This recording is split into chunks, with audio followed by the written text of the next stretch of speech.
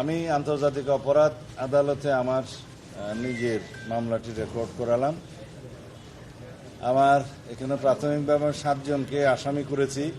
শেখ হাসিনা সহ স্বরাষ্ট্রমন্ত্রী তৎকালীন সহ আরও যারা র্যাবের এবং পুলিশের যারা জড়িত ছিল তাদের সবাইকে এখানে আসামি করা হয়েছে। তবে আরও অন্য অনেক আসামি ইনভেস্টিগেশন পর্যায়ে বেরোবে, যেগুলো আমার পক্ষে এখনো আইডেন্টিফাইড করা সম্ভব হয়নি।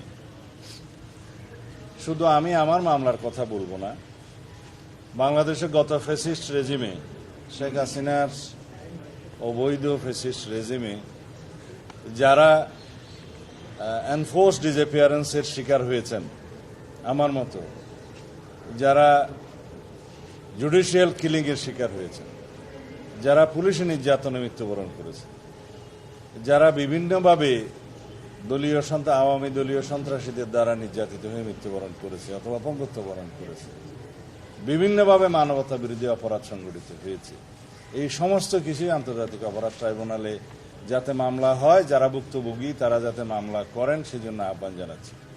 আর আন্তর্জাতিক অপরাধ ট্রাইব্যুনালের কার্যক্রম যাতে সুচারুরূপে সম্পন্ন হয় সেজন্য সরকারকে আহ্বান করব যাতে লজিস্টিক সাপোর্ট, ইনভেস্টিগেশন টিম বাড়ানো, প্রসিকিউশন টিম বাড়ানো সহ যত রকমের সহায়তা প্রয়োজন সরকার যেন করে।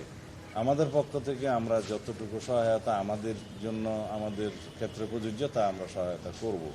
তবে বিচার বিভাগ স্বাধীন এবং স্বাধীন বিচার বিভাগের মধ্য দিয়ে আমরা আশা করি এই বিচারিক প্রক্রিয়া চালু থাকবে এবং আন্তর্জাতিক মহল আর দেশের অভ্যন্তরে সবাই যেন এটা দেখতে পায় যে একটা সুবিচার নিশ্চিত হচ্ছে, এখানে কোনো পক্ষপাত করা হচ্ছে না। এটা আমাদের খেয়াল রাখতে হবে।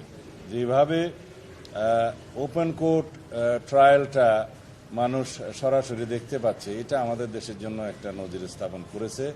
আশা করি এখন উন্মুক্ত আদালতের বিচার কার্যক্রম যদি সর্বসাধারণ দেখতে পারে তাহলে সেখানে সুবিচার নিশ্চিত হবে ইনশাআল্লাহ। এই কার্যক্রম যেন আমরা সর্বক্ষেত্রে প্রচলন করতে পারি সেটার জন্য প্রচেষ্টা নেওয়া হবে।